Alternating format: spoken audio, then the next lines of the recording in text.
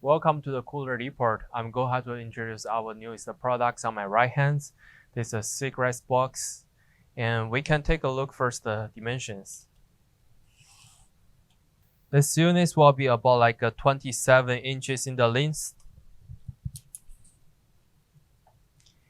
and about like 10.5 inches in the depth.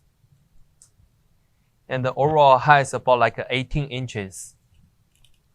So as you can see, this box was making by the aluminum, and they come in with the plastic racks inside of the machine. And we have the cigars. We can put it right here, and this is one have a shelf close. For each of the shelvings, this plastic one, they can handle about like 11 box.